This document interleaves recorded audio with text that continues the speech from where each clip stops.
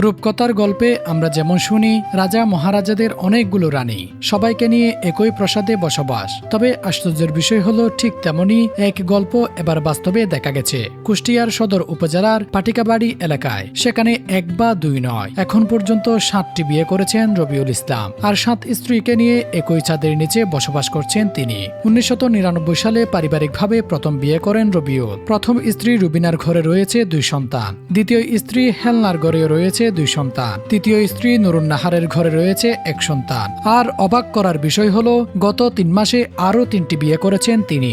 সবশেষে 7ম স্ত্রী হিসেবে তার বাড়িতে আসেন মিতা খাতুন। প্রথম স্ত্রী ছাড়াও বাকি স্ত্রীদের সঙ্গে সামাজিকভাবে পরিচয় ও বিয়ে সম্পর্কে গড়ে ওঠে।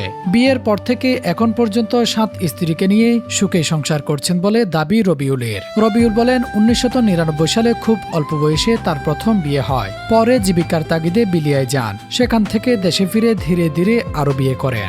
বর্তমানে সবাইকে নিয়ে একসাথে একই বাড়িতে বসবাস করছেন তিনি। তার ভাষায় সকালে ঘুম থেকে উঠে শুরু করে খাওয়া দাওয়া, গল্প করা সবকিছুই যেন ভাগাভাগি করে চলে। একজনের কাছে থাকলে অন্যজনও কিছু মনে করেন না, বরং সবাই নাকি একে অপরকে বুঝে চলেন। রবিউল আরো বলেন মায়ের একটি মানত পূরণ করতেই তিনি এতগুলো বিয়ে করেছেন, কারণ তিনি হচ্ছেন তার পরিবারের একমাত্র ছেলে। তার মা নাকি মানত করেছিলেন ছেলে বেঁচে থাকলে একাধিক বিয়ে করাবেন। আর সবচেয়ে অবাক করার বিষয় হলো যেখানে সাধারণত 7 সতীনের সংসারে অশান্তি দেখা যায়, সেখানে 7 স্ত্রী একই ছাদের নিচে থেকেও তাদের মধ্যে নেই কোনো ঝগড়া বা বিবাদ। স্ত্রীরা বলছেন তারা সবাই বোনের মতো মিলেমিশে থাকেন। সংসারের কাজ আলাদা হলেও খাওয়া দাওয়া ও সময় কাটানো সবই একসাথে।